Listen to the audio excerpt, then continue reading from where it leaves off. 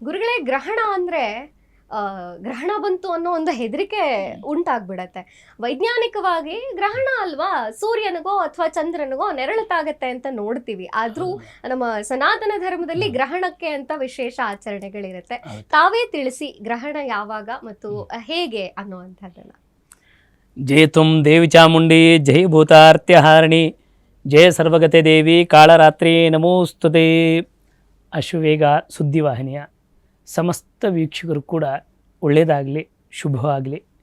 ಈ ದಿನ ಗ್ರಹಣ ವಿಚಾರದಲ್ಲಿ ಈ ವಿಶ್ವಾವಸುನಾಮ ಸಂವತ್ಸರ ಉತ್ತರಾಯಣ ಶಿಶಿರ ಋತು ಇರ್ತಕ್ಕಂಥ ಫಾಲ್ಗುಣ ಮಾಸದ ಶುಕ್ಲ ಪಕ್ಷದ ಮಾರ್ಚಿ ತಿಂಗಳಲ್ಲಿ, ಅಂದರೆ ಈ ವರ್ಷ ಪರಿಪೂರ್ಣವಾಗಿ ನಮಗೆ ಮೊನ್ನೆ ಉಂಟಾಗಿದ್ದು ನಮಗೆ ಸೂರ್ಯಗ್ರಹಣ.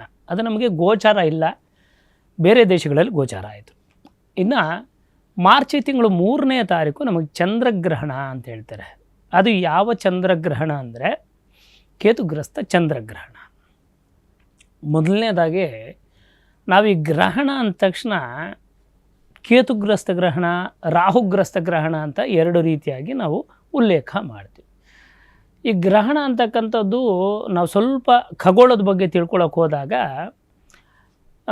ಹಿಂದೆ ನಮ್ಮ ಆರ್ಯಭಟ, ಕೇಶವನಾರಾಯಣ ದೀಕ್ಷಿತರು, ವರಾಹಿ ಮಿಹಿರಾಚಾರ್ಯರು ಇವರೆಲ್ಲ ಏನು ಮಾಡಿದ್ದಾರೆ, ನಮಗೆ ನಾವು ಸೈನ್ಸ್ ಪ್ರಕಾರ ತೊಗೊಂಡಾಗ ಐನ್ಸ್ಟೀನಿಂದ ಹಿಡಿದು ನಮ್ಮ ವರಾಹಿ ಮಿಹಿರಾಚಾರ್ಯರಿಂದ ಹಿಡಿದು ಒಂದು ಎಕ್ಸ್ಪ್ಲನೇಷನ್ ಮಾಡಿದ್ದಾರೆ. ಅದು ಏನಪ್ಪ ಅಂದರೆ, ನೋಡಿ, ಜ್ಯೋತಿಷ್ಯ ಅಂದರೆ ಇದೇ ದಿನ ಇದೇ ಸಂದರ್ಭಕ್ಕೆ ಇಂಥ ಹಬ್ಬ ಬರುತ್ತೆ, ಇದೇ ದಿನ ಇಂಥ ಸಮಯಕ್ಕೆ ಗ್ರಹಣ ಉಂಟಾಗುತ್ತೆ, ಇವುಗಳನ್ನು ಹೇಗೆ ಉಲ್ಲೇಖ ಮಾಡಿದ್ರು, ನಮಗೆ ಹೇಗೆ ಕೊಟ್ಟರು, ಅದಕ್ಕೊಂದು ಕಾರಣ ಬೇಕು ನಮಗೆ.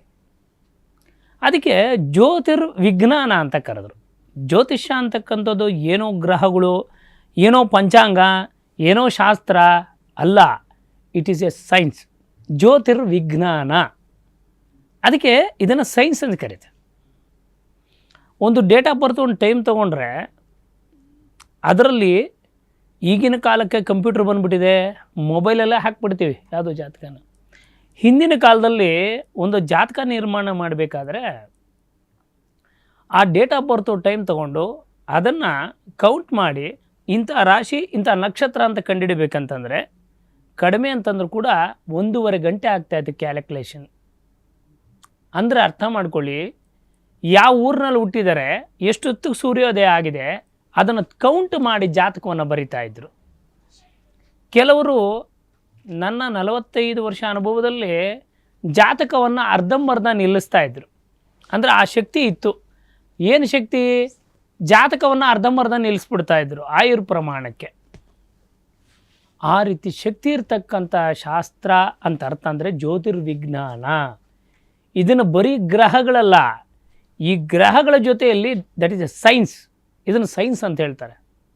ಅದರಲ್ಲಿ ಏನಾಗುತ್ತೆ ಅಂತಂದರೆ, ಪರಿಪೂರ್ಣವಾಗಿ ತಿಳ್ಕೊಂಡಿರ್ತಕ್ಕಂಥವರು ಜ್ಯೋತಿಷ್ಯ ಅಂದರೆ ಅರ್ಥ ನಮ್ಮ ಜೀವನಕ್ಕೆ ಬೆಳಕು ಕೊಡ್ತಕ್ಕಂಥದ್ದು. ಸಾಧಾರಣವಾಗಿ ಏನಾಗುತ್ತೆ, ಮನುಷ್ಯನಿಗೆ ಒಳ್ಳೆಯದು ಹೇಳಿದಾಗ ಒಳ್ಳೆಯವನು ಅಂತಾರೆ, ಕೆಟ್ಟದ್ದನ್ನು ಹೇಳಿದಾಗ ಏನು ಹೇಳ್ತಾರೆ, ಇವರು ಈ ಥರ ಕೆಟ್ಟದ್ದು ಹೇಳಿದ್ಬಿಟ್ರಲ್ಲ ಅಂತ. ಅದಕ್ಕೆ 3 ಇದೆ, ಪ್ರಾರಬ್ಧ, ಸಂಚಿತ, ಆಗಾಮ ಅಂತ 3 ಕರ್ಮ ಇದೆ. ಆ ಕರ್ಮದ ಅನುಸಾರವಾಗಿ ಏನಾಗುತ್ತೆ ಅಂತಂದರೆ ಜ್ಯೋತಿಷ್ಯ ಅಂತಕ್ಕಂಥ ಉತ್ತರ ಕೊಡುತ್ತೆ. ಈಗ ನಾವು ವಿಚಾರಕ್ಕೆ ಬರೋದಾದರೆ, ಮೊದಲನೇದಾಗಿ ಶುಕ್ಲ ಕೃಷ್ಣ ಪಕ್ಷ ಅಂತ 2 ಇದೆ. ಹುಣ್ಣಿಮೆ ತನಕ ಶುಕ್ಲ ಪಕ್ಷ, ಅಮಾವಾಸ್ಯೆ ತನಕ ಕೃಷ್ಣ ಪಕ್ಷ. ಇಲ್ಲಿ ನಮಗೆ ಮಹಾಭಾರತದಲ್ಲಿ ಯುದ್ಧದ ಸಂದರ್ಭಗಳಲ್ಲಿ, ಪುರಾಣಗಳಲ್ಲಿ ಈ ಗ್ರಹಣದ ಬಗ್ಗೆ ಏನು ಹೇಳಿದ್ದಾರೆ ಉಲ್ಲೇಖ ಅಂದರೆ, ವರಾಹಿ ಮಿಹಿರಾಚಾರ್ಯ ಬೃಹತ್ ಜಾತಕದಲ್ಲಿ ಹೇಳ್ತಾರೆ, ಒಂದೇ ತಿಂಗಳಲ್ಲಿ 2 ಗ್ರಹಣ ಬಂದರೆ ಅದು ಇಡೀ ಪ್ರಪಂಚಕ್ಕೆ ಕ್ಷೋಭೆ ಅಂತೆ. ಅದಕ್ಕೇನಾಗಿದೆ, ನಮಗೆ ಇಡೀ ಭೂಮಂಡಲ ಒಂದೇ, ನಮಗೆ ಗೊತ್ತಿರೋದು ಈ ಭೂಲೋಕ ಒಂದೇ, ಬಟ್ ಇದನ್ನು ಬಿಟ್ಟು 59 ಲೋಕ ಇದೆ. ಅದಕ್ಕೇನು ಹೇಳ್ತಾರೆ, ಅತಲ ವಿತಲ ಸುತಲ ರಸಾತಾಳಾದಿ ಷಲ್ಲೋಕಾನ. ಇಷ್ಟು ಲೋಕಗಳು ಯಾವುದ್ರ ಮೇಲಿದೆ? ಭೂಮಂಡಲದಲ್ಲೇ ಇರೋದು. ನಮಗೆ ಅಮೇರಿಕಾದಲ್ಲಿ ಹಗಲಾಗಿದ್ದರೆ ನಮಗೆ ರಾತ್ರಿ ಆಗಿರುತ್ತೆ, ನಮಗೆ ರಾತ್ರಿ ಆದರೆ ಅವಳಿಗೆ ಹಗಲಾಗಿರುತ್ತೆ. ಹಾಗಾಗಿ ನೋಡಿ, ಇದೇ ತಿಂಗಳು ಮಾರ್ಚ್ 3ನೇ ತಾರೀಕು ಮಂಗಳವಾರ ಮಧ್ಯಾಹ್ನ 3 ಗಂಟೆ 13 ನಿಮಿಷಕ್ಕೆ ಸ್ಪರ್ಶಕಾಲವಾಗುತ್ತೆ. ಯಾವುದು? ಕೇತುಗ್ರಸ್ತ ಚಂದ್ರಗ್ರಹಣ. ಇದರಲ್ಲಿ ತುಂಬ ಜನ ಕನ್ಫ್ಯೂಷನ್ ಇದೆ, ನಮ್ಮ ಗ್ರಹಣ ಇದೆಯೋ ಇಲ್ವೋ, ಆಚರಣೆ ಮಾಡಬೇಕೋ ಬೇಡಬೇಕೋ ಅಂತಕ್ಕಂಥದ್ದು. ಆದರೆ ಇಲ್ಲಿ ಸಮಸ್ಯೆ ಏನಾಗಿದೆ ಅಂದರೆ, ನಮಗೆ ಸಾಯಂಕಾಲ ಚಂದ್ರೋದಯ ಆಗುವಂಥ ಸಂದರ್ಭಕ್ಕೆ ನಮಗೆ ಚಂದ್ರೋದಯ ಆಗೋಕ್ಕೆ ಗ್ರಹಣ ಬಿಡೋಕ್ಕೆ ಒಂದೇ ಸಮಯ ಆಗತ್ತೆ. ಈ ಕಾರಣಕ್ಕೋಸ್ಕರ ಆಚರಣೆಯನ್ನು ಖಂಡಿತ ಮಾಡಬೇಕಾಗತ್ತೆ ನಾವು. ಅದರಲ್ಲಿ ಯಾವುದೇ ರೀತಿ ಸಂಶಯ ಬೇಡ. ಮೊದಲನೇ ಉತ್ತರ. ಎರಡನೇದೇನಪ್ಪ ಅಂದರೆ, ಈ ಗ್ರಹಣ ನಡೀತಿರ್ತಕ್ಕಂಥದ್ದು ನಮಗೆ ಸಿಂಹರಾಶಿಯಲ್ಲಿ ನಡೀತಾ ಇದೆ. ಹಾಗಾಗಿ ಗ್ರಹಣ ಕಾಲ 6:47ಕ್ಕೆ ಬಿಡುತ್ತೆ ಸಾಯಂಕಾಲ. ಹಾಗಾಗಿ ಗ್ರಹಣ ದಿನ ಏನು ಮಾಡಬೇಕು? 5 ಅಂಶಗಳನ್ನು ಗಮನಿಸ್ಬೇಕು ನಾವು. ಮೊದಲನೇ ಅಂಶ, ನಮಗೆ ಆರಂಭ ಆಗ್ತಾ ಇರೋದು 3:13ಕ್ಕೆ. ಅದಕ್ಕೆ ಏನು ಮಾಡಬೇಕು? ನಾವು 5 ಗಂಟೆ ಕಾಲ ಮುಂಚೆ ನಾವು ಆಹಾರವನ್ನು ತೆಗೋಬೇಕು. ಅಂದರೆ ಎಷ್ಟೊತ್ತಿಗೆ? 11 ಗಂಟೆಗೆ ಅಥವಾ 10 ಗಂಟೆಗೆ ಆಹಾರನ ತೆಗೆದುಕೊಂಡ್ಬಿಡ್ಬೇಕು. ತರುವಾಯ ಏನು ಮಾಡಬೇಕು?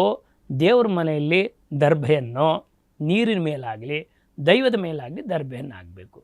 ದರ್ಭೆನೇ ಹಾಕಬೇಕು ಅಂತ ಅರ್ಥ ಗೊತ್ತಿರಬೇಕಲ್ಲ. ಯಾರೋ ಹೇಳೋದು ದರ್ಭೆ ಏನಕ್ಕೆ ದರ್ಭೆ ಹಾಕಬೇಕು? ಯಾವ ಕಾರಣಕ್ಕೋಸ್ಕರ ದರ್ಭೆ ಹಾಕಬೇಕು? ವಿಷ್ಣು ಶರೀರ ಗ್ರಹಣ ಮಹಮೀಶಾನ ಏವಚ. ದರ್ಭೆಯನ್ನು ಪರಿಶುದ್ಧಿ ಮಾಡತಕ್ಕಂಥ ಶಕ್ತಿ ವಿಷ್ಣುವಿನ ಶರೀರದಿಂದ ಹುಟ್ಟಿದ್ದೇ ದರ್ಭೆ ಮತ್ತು ಎಳ್ಳು. ಅದಕ್ಕೆ ನೀವು ಎಳ್ಳಲ್ಲಿ ತರ್ಪಣ ಕೊಡ್ತೀರಾ ಅಂದರೆ ಏನು? ಹೋಗಿರ್ತಕ್ಕಂಥವ್ರು ಋಣ ತೀರುತ್ತೆ ಅಂತ.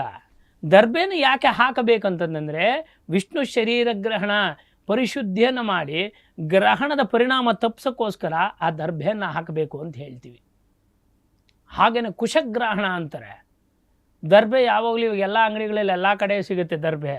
ಆದರೆ ದರ್ಭೆಯನ್ನು ಕತ್ತರಿಸ್ಲಿಕ್ಕೂ ಕೂಡ ಒಂದು ಮುಹೂರ್ತ ಇದೆ.